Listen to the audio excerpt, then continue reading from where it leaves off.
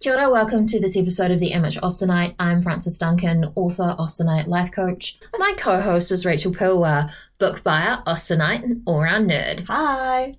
Today is starting a very long series of Emma adaptations. The first one we're doing, I'm so excited, is actually a script. We had the script writer come and do a talk for us in 2025. He's fantastic. It's an award-winning script. It's actually never been staged, but there's been several readings of it, and I really hope it will be staged. And maybe part of the reason I'm telling you about it now is so that someone will go, yes, we'll stage that, and then you can tell me about it, and I'll come watch it. So the play is M by Sam Brooks. It was really interesting listening to Sam at the meeting he joined us for. I've always loved theatre. I was and still am very much a theatre kid. Probably more musical theatre than general acting now, but I think this is the kind of project that I would love to see. Again, someone finance this, please. Anybody listening, let's pool our money together. Let's make a Kickstarter. Let's finance a version of this play performed in Wellington, where we are. Yeah, because we need to see it. Yeah, but I think it's really great that Austen's work is still so adaptable, but able to be adapted into a modern setting, a New Zealand setting, set in Queenstown, and also to be able to be made queer and gender bent. And I freaking applaud it. Honestly. Woo! These are the major things that have changed. It is contemporary. It is set in Queenstown, New Zealand, and some of the roles are gender bent, and it is queer. There are 10 characters in this play, only 2 of whom are female, the rest are male. So M, the title character, is Emmett Woodhouse. Full name, Emmett Emma Woodhouse, which I just love as a little, hilarious. And his best friend, George Knightley, still calls him Miss Woodhouse. Yeah. All the time. He is a bit of a queen. Let's just go through the character list. So obviously Emmett Woodhouse, Mr. Woodhouse, still pretty much the same character. A little bit more of a younger vibe I get from this character in this play. He's not so worried about being sick, but he's an actor, and I think they lean a little bit into the needy actor thing. And M is basically his personal assistant running his life for him, and that fits really well with the vibe of Emma, I think. Yeah. Mr. Woodhouse is much more of a dramatic character than a neurotic character. Yeah. And I think their relationship feels very different because of that, where they have a lot more banter. Instead of Emma trying to calm her father's nerves, it's very much just banter between the two of them. This relationship was really important for Sam in writing the script because he wanted to represent a queer male that has a good, supportive relationship with their father, and he kills it. He gets that so well. Yeah, their relationship is just so beautifully written and adapted, and I think that's really great. George Knightley pretty much stays the same as a character. I think he and M are about the same age, though. Yes, they do change that. He does run a restaurant, so he's definitely more settled in life than Emmett is. The restaurant itself is a bit of a joke. Yeah. They have the picnic scene there. It's a dinner instead, and Sam intentionally made the menu a whole bunch of stuff that would never be on the same menu together. Mm-hmm.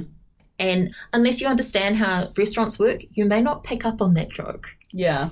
I didn't. True. But he told us, and I was like, oh, that's kind of genius. Also, everybody mispronouncing everything at the restaurant. He just adapted it to make it funnier, adding in more modern jokes compared to Emma itself is actually quite an amusing story. But yeah, adapting it to having more modern humour and just these little things that can still be missed if you're not familiar with it. But it's kind of nice to have an in-joke. Yeah. Emma and... No, not Emma. Emmett. M and Mr. Knightley just randomly quote Shakespeare at each other. Yeah, that was something that struck me at first, where I was like, what? One of them will walk into a room and the first thing they'll say is a Shakespeare quote, and the other one will respond with the continuation of the quote. That's really romantic banter to me. Not that I could ever quote Shakespeare at anybody at all. I mean, but if it was Austen, if I walked into a room and quoted Austen, you could continue. We would be kissing. Yeah, I know. That's why you're my fake girlfriend. Em and Mr. Knightley have this real lovely banter. It's quite fast and fun. Why are you not already dating? And other people kind of say that to them too. Yeah, there is a line where Mr. Woodhouse says, at the very beginning, you say George is the most eligible bachelor in town. I know another one. And he's talking about M. Well, he's an eligible bachelor. M's an eligible bachelor. Things could happen. Yeah, I get the impression that Mr. Woodhouse is trying to do an M and get people together. Yeah. Because, and it comes quite awkwardly, but twice Mr. Woodhouse is like, roll call, I need to know everybody's sexualities. And you're like, okay. Dad. What? So you just know who to set who up with? Harriet Smith is introduced as Harry Smith, who is... You know when you have those cousins who you call your cousin, but they're not actually related to you? They're just like your parents' best friend's child, which I have a few of those cousins, and I love them dearly.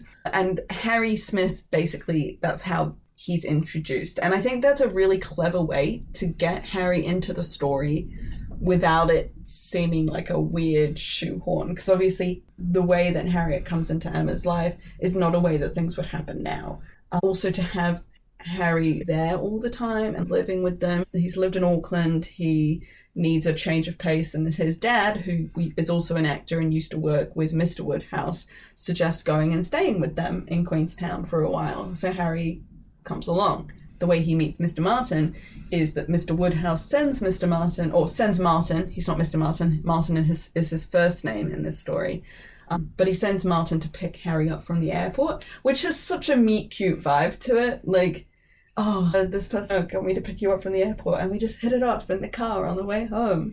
But Em's like, nah, not Martin. He's not good enough for you. And calls Martin a 5 out of 10. And I'm like, oh, rough, buddy. But we don't want to spoil all the things. No. We don't want to spoil all the things. Where were you on the character list? After Harry and Martin are introduced, we then meet Miss Calendria Bates. I don't know what the Calendria I don't know where Calendria came from, but basically so Miss Simon said that 10 characters is actually quite a big cast, especially if you're doing local productions. When you factor in having to pay all those actors a proper wage and staging and everything, it's quite a bit of money that you're spending on a production like this. And so he merged female characters together. So Miss Bates is a merge of Miss Bates and Mrs. Weston. And it works really well. Emma obviously really cares about her and she's always been around, but Emma also potentially a little... well, let's just say there are still Emma being mean to Miss Bates moments that happen. Yeah. And I felt like M is a really bitchy character. M is very bitchy in the opening to everybody, but not so much Miss Bates. Like, he's definitely really to Martin, but he is very much a nice host to Miss Bates when she shows up to... M throws a party every night in the story, and that's how kind of all the characters get together, because people nowadays don't throw dinner parties quite as often as they would have used to.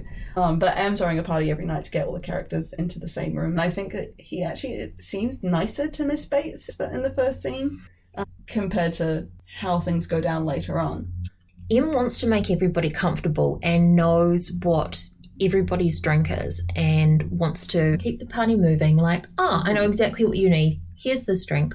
Off you go. It can feel a little blunt, but I don't think that's necessarily his intention, just that to some people, it's the same with Emma, that she may come off a little blunt, but that's never her intention. Yeah, not trying to be mean, it's just how she says it, and how it comes across. Yeah, Miss Bates, because she's also taking on the role of Mrs. Weston, she still goes by Miss Bates through the story, but she is now married to Mr. Weston. But Mr. Weston isn't a character in this play. He's an off-site role who's mentioned, but not actually present. And no one seems to know what he does. Just, he's got money. It's all good. Yeah, it's like, I was surprised to see you here. Why aren't you on your honeymoon? Oh, he was finishing a project. Like, what's the project? I don't know. But it pays the bills and keeps him happy. That's actually a really great way to keep this character present in the story without actually having them there. He's doing this thing, and that's the reason why I'm here, despite the fact we have just gotten married. Yeah, it's funny and it works really well, and it is so Miss Bates. Yeah. Genius, I reckon, to put Miss Bates and Mrs. Weston into one person. Yeah. The Mr. Elton character is called Elton James, and the descriptor of the character, a local guy who does something marketing related. A dick. You don't need to say anything else. Yeah. He comes across as kind of slimy. It's very fitting and fairly accurate to the Mr. Elton we actually get in Jane Austen's Emma. Yeah, he feels like he's kind of sliming on M, and he's older than him. Age-wise, he is somewhere between M and Mr. Woodhouse. Yeah. Well, if we say M is in their 20s and Mr. Woodhouse is in 40s, 50s, whatever it is. This is like a late 30-something man. It's not too age inappropriate, but it does feel a bit uncomfortable. Yeah. He also dates August Lightning, whose only descriptor is idiot twink. Which cracked me up so hard reading that. Yes! Read him to filth. So appropriate for the character. Absolutely hilarious character. Everything they say has nothing to do with what's going on, but it also makes you think worse of Elton because he's dating this person who, because they don't have that smart, it almost feels like he's taking advantage of. Mm-hmm. It kind of gives him an extra level of the skeezy guy. Like, Elton James gives me more ick than Mr. Elton in Emma.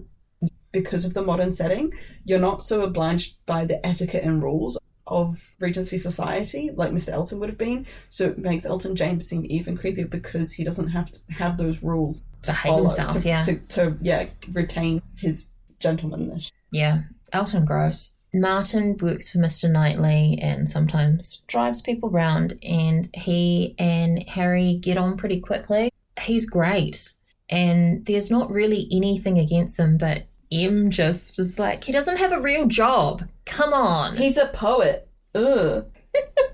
He writes poetry and he's a nice guy. Disgusting. Nice guys finish last. Rounding out the rest of the cast are two other characters that M dislikes, Jane Fairfax and Frank Churchill. Both keep the original names. Sam said that there were only two female characters. I hadn't read the script at that point, and so I assumed that those female characters would be Miss Bates and Mrs. Weston. I didn't know that they'd been merged into one character. And so when he was talking about it and how he decided to merge those characters because it would work better, and that Jane had been the one that he kept, I thought it was really interesting that Jane doesn't get gender swapped, but keeps her gender, because I think that then also leans into being able to have bisexual representation in this story. Yeah. Which I think is so important. I really love it. So there are two bisexual characters, George Knightley and Frank Churchill. You kind of assume that George Knightley is straight for some reason. Mm-hmm. I think that might be part of the reason that Mr. Woodhouse keeps going roll call, so he's making it a little bit more obvious. Here's an eligible bachelor, you're an eligible bachelor, why do not the eligible bachelors get together? Mm-hmm. I love it that there's bisexual rap. I also hate that the bisexual rap is Frank because he's already such a gross flirt, and bisexuals get a bad rap for that. And while I do identify as being on the A spectrum, I do also identify as bi, which is a bit of a conundrum. But women, men, but I feel like anyone in between. But Frank is really well suited to being a bi character. It does make sense for this character in this perspective of being able to flirt with M, but still being able to be with Jane in the end as well, keeping Jane as the same. And Frank does kind of fit into some of the bisexual stereotypes. He does. Unfortunately. Flirty, kind of comes his mind. Everybody. The script is really fast and really funny.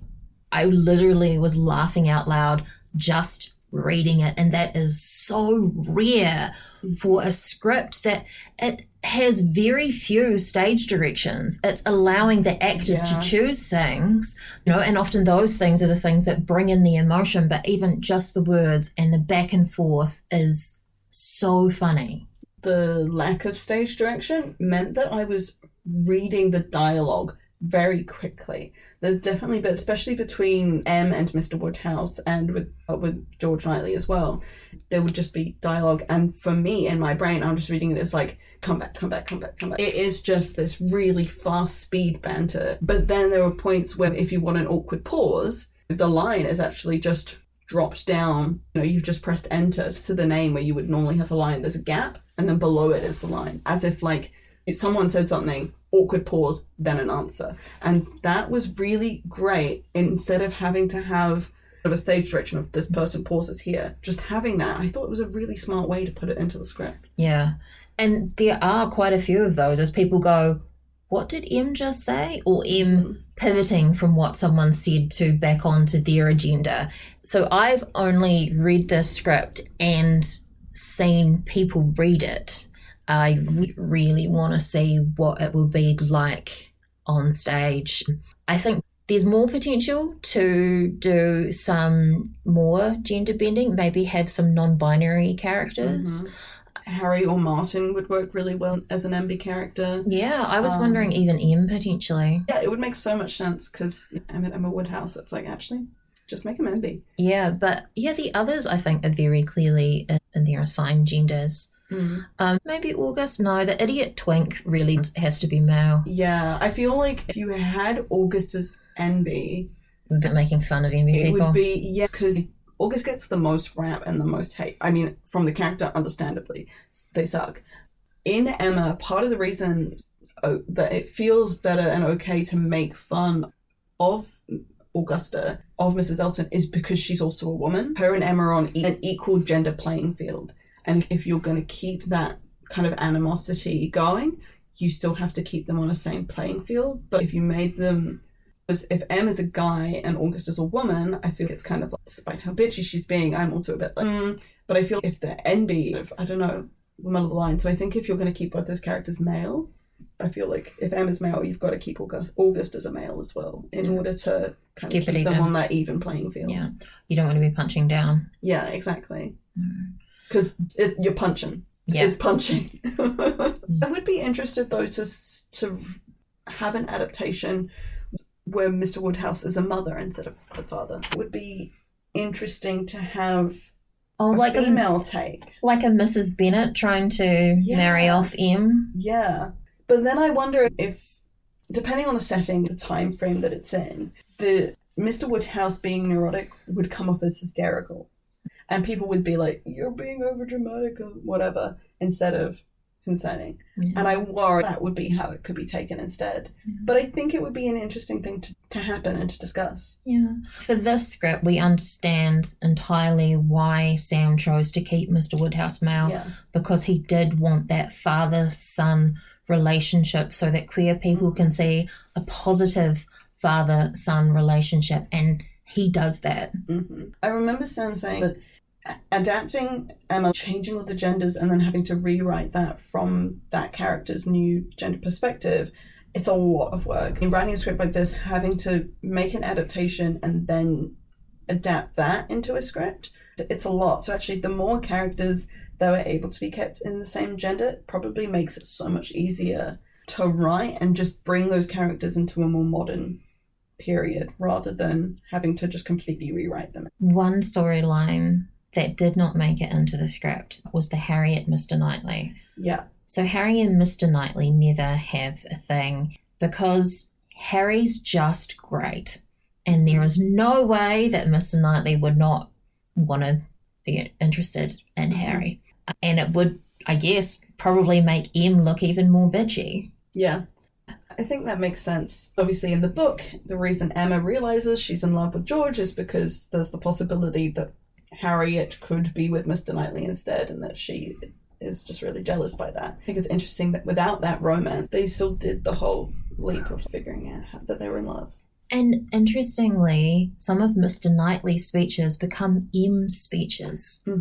And that was really lovely to see him take ownership of that stuff. Yeah. M is not a passive female character, which to a certain extent you expect of a certain age, but he is a modern queer man and going, yeah, this is it. Yeah. He's very much of a diva character, though, and I kind of love it, but it also annoyed the hell out of me when he's being mean to people. So I'm just like, stop it. There is a little bit of a stereotype of the mean queer guy, Yeah. unfortunately, but he's also just delightful. And at the heart of it, he has the heart of gold. Yeah. He actually really cares about people and wants people to be comfortable and happy, but he knows best. Yeah. Which really sums up Emma. Yeah, we asked Sam about costuming for this show, because obviously with it being set in modern time, you're not doing Regency costumes. But what is this fabulous, mostly queer cast wearing? Sam was wearing this amazing outfit, like very vibrant green pants and this really cute brown top. And Sam was just like, Em would just dress like me. Well, I think he said Em would dress like me, but with more money. With more money, yes, exactly.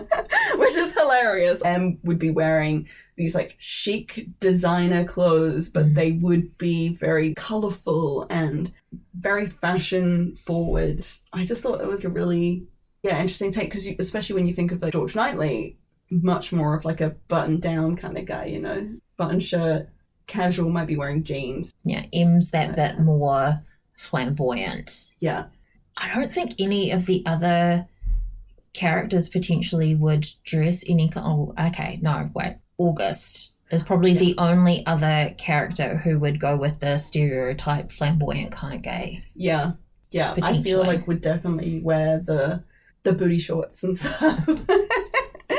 From Idiot's Wink. I feel like that really fits with the whole little booty shorts. Which is why it's creepy that Elton is dating him. Yeah, Elton does something marketing related. You assume that from that job description, he's mostly living in suits of some kind, or at least formal wear. But August very much wouldn't be. It does feel like a more age thing and a bit more of an ick feeling. So there we've got the ick feeling that's missing between Em and Knightley. Yes. Yeah. Because having them the same age really reduces that a lot. I just really want to see a performance of this production. I haven't read a play in quite a long time, but I think reading the script for this one, I think it made me really kind of want to go and get theatre tickets, or maybe try my hand at acting again. It's been a long time since I've done any kind of acting. And while my talents would be best suited to small community theatre productions, I do think it would be really brilliant to have this. And there's been a lot of really fantastic Austen stage adaptations in the last few years in Wellington that I've seen or have heard of. And I think it's really great that Austen is still being adapted and is so well adapted to stage. Having this modern retelling, I think, is just something really amazing and really special. And that it's a Kiwi New Zealand production, freaking smashing it. Yeah. We love you, Jane, and we love you, Sam Brooks, and thank you for giving us this treat. Yeah. Sam, just an amazing human, an amazing writer. He's so prolific and so funny, and writes a lot of queer scripts as well. We are so grateful that he came and talked to us about this fantastic script. It really helped round out our year of talking about Austen on stage. We talked to directors, we talked to writers, we were talking to a costumier. It's been a really interesting year for the Jane Austen Society, knowing and learning more about Austen on stage. I think it is just like a really great way to keep Austen around. It doesn't just have to be book adaptations. It doesn't have to just be movie adaptations. She works for the stage, and there's so many mediums that Austen can really be adapted to. And it doesn't all have to be period appropriate. You can do new twists, like this is contemporary, it's set in New Zealand and it's queer, and that gives more people the ability to learn about Austen and to relate to her works. And that's our discussion of M by Sam Brooks. I will put links in the notes. If you have any sway with anybody who puts on theatre, convince them to stage it and tell us about it. Please. We beg of you. Please help us. I've been Frances Duncan, and this has been Rachel Pilwer. Bye. Thank you for listening. We wish you happy watching. Reading? Acting? Yes. Nice guys finish last. They should, because the other partner should finish first. Sorry. I love you. I love you too.